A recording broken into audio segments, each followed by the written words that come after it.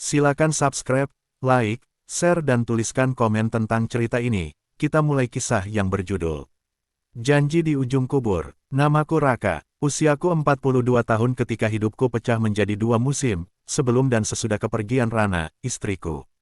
Dulu, kami biasa bercanda bahwa kami ini pasangan yang tidak pandai berjanji. Katanya, orang yang terlalu sering berjanji akan sibuk menagih dirinya sendiri. Tapi pada akhirnya, hidup membuatku memeluk satu janji kecil yang justru jadi paling berat kutepati. Aku bertemu Rana di warung kopi pojok stasiun, saat gerimis menggambar garis-garis miring di kaca. Ia memakai jaket kuning, membawa buku catatan, dan memesan teh panas dengan gula di pinggir. Aku terlambat 1 jam mengantar pesanan kantor ke klien, ia terlambat kereta karena menolong seorang ibu membawa barang. Dua keterlambatan itu memperkenalkan kami. Rana bilang ia suka kereta, bukan karena relnya lurus, tapi karena orang-orang di dalamnya selalu punya alasan untuk pulang. Aku bilang aku suka orang yang bisa menunggu tanpa marah. Ia menoleh, menatapku, tertawa pendek. Kalau begitu kamu harus belajar jadi stasiun, katanya. Kalimat itu entah kenapa tinggal lebih lama di kepalaku. Beberapa bulan kemudian kami menikah. Pesta kecil, meja panjang, kursi pinjaman, tawa yang tidak disewa. Kami menyewa rumah kontrakan yang cat dindingnya mengelupas seperti kulit jeruk. Rana menempelkan puisi di dapur, puisi sederhana yang ia tulis sendiri. Kita tidak kaya, tapi kita bisa membuat ruang untuk yang pulang. Meski hanya satu sama lain. Aku menyukai kesederhanaan itu. Kukira sederhana berarti mudah. Nyatanya, sederhana berarti berjuang tanpa keluh. Setahun pertama kami seindah pot bunga yang rajin disiram. Setiap pagi Rana membuat sarapan telur dadar dan teh panasnya yang terlalu manis. Ia menulis di buku catatan, kadang menempelkan kertas kecil di pintu kulkas. Jangan lupa pulang. Aku menunggu di meja makan, bukan di akhir dunia. Aku pulang, sering, tapi kemudian kerjaanku naik level, yang artinya jam pulang turun level. Aku mengejar target, angka, dan tepuk tangan yang anehnya selalu terdengar pelan ketika ku bawa ke rumah. Rana tidak protes, hanya mulai berbicara dalam kalimat-kalimat pendek. Kau makan, jaketmu basah, tanggalkan, bantu aku siram bunga. Aku menjawab sekenanya, meletakkan ponsel di atas meja makan, membiarkan notifikasi menjadi tamu tak diundang. Suatu malam, Rana menatapku lama, lalu bertanya, kalau suatu hari aku pergi duluan, kamu mau janji apa yang sanggup kamu tepati? Aku terkekeh. Apa maksudmu, Ran? Ia menatap piring, lalu berkata pelan. Janji paling kecil yang paling kamu yakin bisa kamu lakukan. Karena janji besar sering dipatahkan oleh hari-hari kecil yang kita abaikan. Aku berpikir sejenak, lalu menjawab sembarangan. Aku, janji akan menyiram bunga setiap sore. Rana tersenyum. Tulis di sini, katanya, menyerahkan buku catatannya. Aku menulis, Raka berjanji menyiram bunga setiap sore. Rana mengangguk seperti anak kecil yang baru diberi permen. Aku tertawa, tidak tahu bahwa kelak, kalimat itu akan menjadi beban dan peganganku sekaligus. 3 tahun kemudian, Rana mulai sering pusing. Aku pikir hanya kelelahan. Ia tetap memaksaku makan, tetap menempelkan kertas kecil di kulkas, tetap memintaku menyiram bunga, dan aku sering lupa. Sampai akhirnya, di suatu pagi yang sunyinya terasa tidak wajar, Rana pingsan di kamar mandi. Rumah sakit berbau obat dan janji-janji yang ingin ditepati dokter. Diagnosis datang seperti benda tumpul, kanker stadium 4. Kata-kata itu tidak malam, tidak pagi, ia hanya gelap. Rana menatapku, memegang tanganku, dan berkata pelan. Kalau kamu capek, duduk dulu. Jangan pura-pura kuat. Aku tidak minta kamu menyelamatkanku, Kak. Aku cuma minta kamu menemaniku. Aku mengangguk. Kepalaku paham, hatiku patah. Berbulan-bulan kami bolak-balik rumah sakit. Aku belajar cara mengganti kain, menggenggam muntah, dan mengukur suhu tanpa termometer dari tatapannya. Ada hari baik, ada hari buruk, ada hari yang rasanya ingin kulipat dan kusimpan supaya tidak berjalan. Suatu sore, Rana memintaku mengeluarkan kotak kayu dari bawah ranjang. Di dalamnya ada foto-foto kecil, karcis kereta, dan buku catatan. Ia membuka halaman tempat janji itu kutulis. Kalau aku pulang duluan, suaranya serak, kamu cukup tepati ini. Aku menatap kalimat itu, betapa remeh. Menyiram bunga, aku ingin berteriak. Kenapa bukan janji besar seperti membangun perpustakaan, menyumbang rumah singgah, atau setidaknya menanam pohon tiap bulan? Kenapa hanya bunga? Rana tersenyum seakan mengerti pikiranku. Janji kecil membuatmu pulang setiap hari, katanya. Rana pergi pada pagi hari yang cerah. Tirai setengah terbuka, sinar matahari menimang-nimang butiran debu.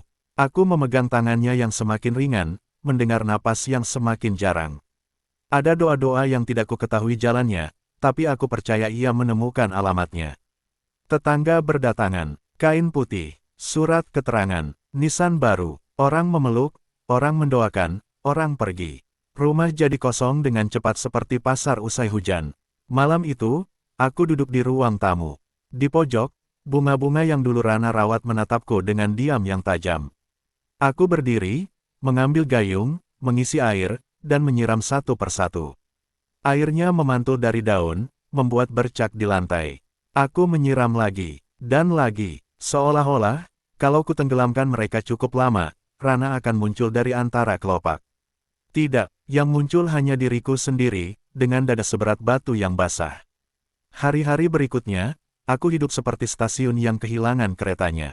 Pagi tanpa telur dadar, siang tanpa pesan singkat, malam tanpa kertas kecil di kulkas. Aku menyiram bunga setiap sore.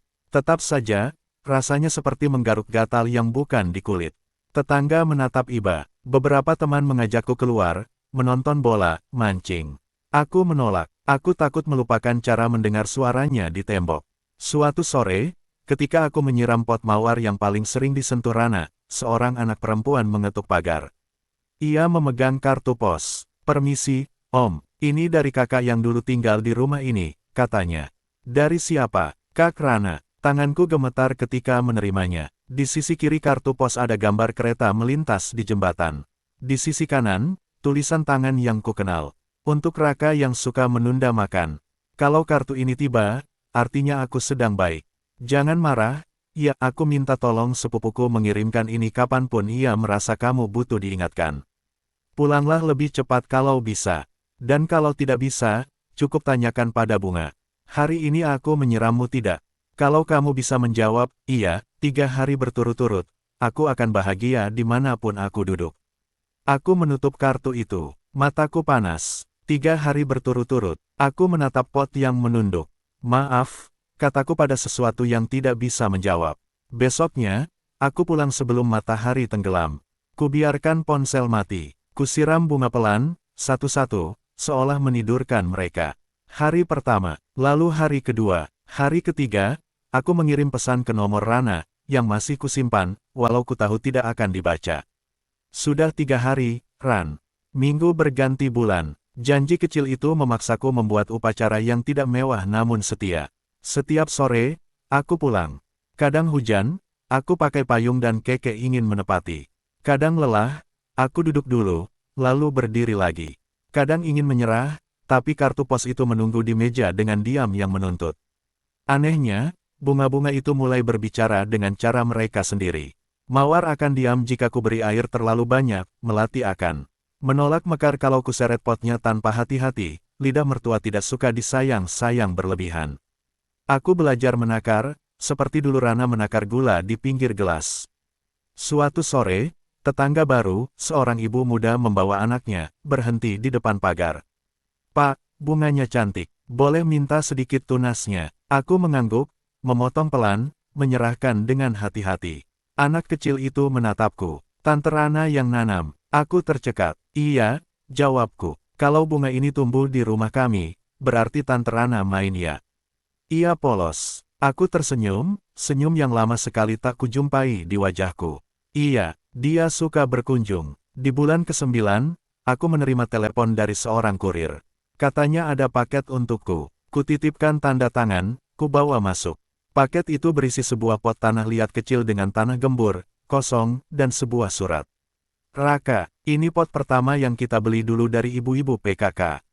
Waktu itu kita bingung mau menanam apa karena bengkok dan catnya belepotan. Aku simpan karena aku percaya, yang bengkok bisa jadi lurus kalau diberi kesempatan tumbuh.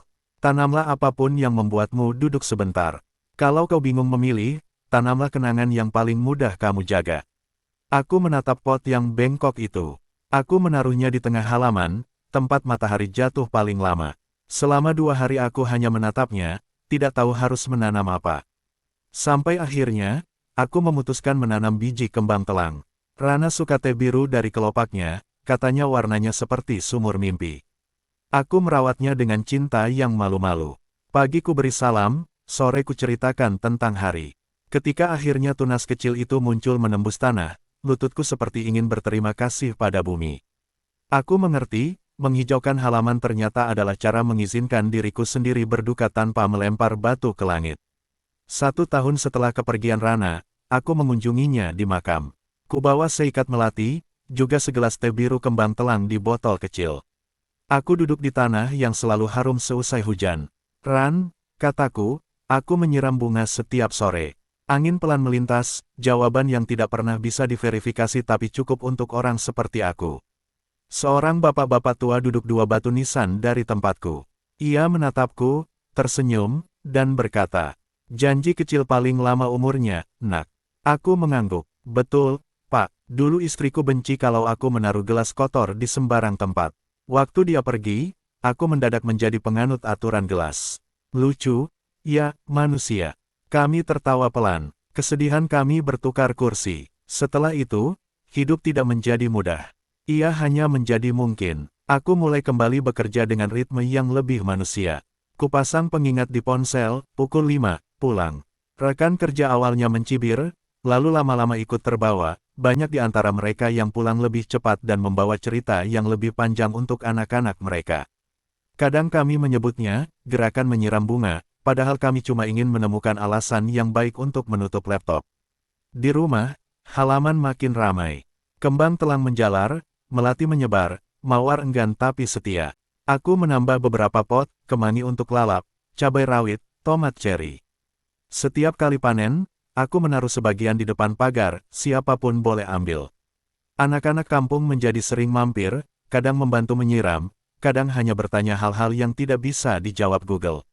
Suatu sore, anak tetangga, Daya, membawakan gambar rumah dengan halaman bunga-bunga biru.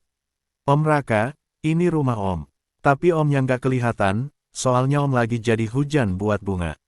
Aku terdiam lama. Daya menoleh takut-takut. "Gambarku jelek." "Ya." Aku menggeleng, menahan sesuatu yang mendorong di kelenjar air mata.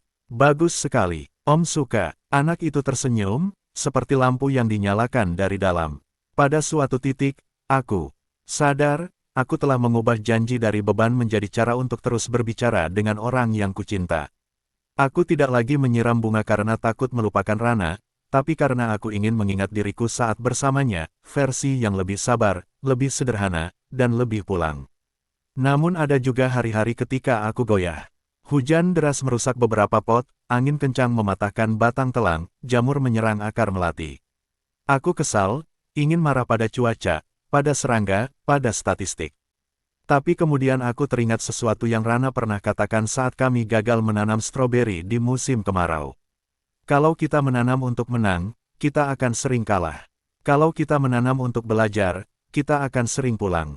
Kalimat itu menuntunku kembali ke keran air, ke gayung, ke kebiasaan kecil, menyiram, menyeka daun, memindahkan pot, dan duduk. Duduk adalah bentuk doa paling jujur yang kupunya. 2 tahun berlalu sejak kepergian Rana. Pada hari ulang tahunku, tetangga mengajakku membuat acara kecil di halaman. Ada nasi tumpeng, ada teh biru, ada jajan pasar yang manisnya tidak mau berunding dengan gula darah. Malamnya, setelah semua pulang, aku sendirian di halaman. Lampu-lampu kecil yang kupasang di pagar berkedip seperti bintang telat. Aku duduk di bangku kayu, memandang pot-pot yang kini seperti keluarga kecil. Dalam hati, aku berkata, "Ran, aku menepati janji kecilmu. Janjimu, yang ternyata milikku juga." Angin lewat, membawa bau tanah basah dan wangi melati. Di suatu tempat di antara daun, ada jeda yang rasanya seperti pelukan. Aku Raka, inilah kisah tentang janji paling kecil yang membuatku pulang setiap hari. Kalau kau bertanya apakah aku bahagia, aku akan menjawab, aku belajar. Belajar bahwa duka bukan musuh, hanya pintu, bahwa cinta tidak selalu berbentuk acara besar, dan bahwa kesetiaan sering berwujud kebiasaan sederhana yang tidak pernah absen. Ada janji yang menggetarkan panggung. Ada janji yang hanya terdengar oleh keran air di sore hari. Yang pertama mudah diingat orang. Yang kedua sulit dilupakan hati. Jika hari ini kau kehilangan seseorang, temukan satu janji kecil yang bisa membuatmu duduk, menyiram bunga, menyiapkan piring, menyalakan lampu beranda. Karena di sanalah duka berubah menjadi jalan pulang. Dan cinta belajar memanggil namamu tanpa berteriak.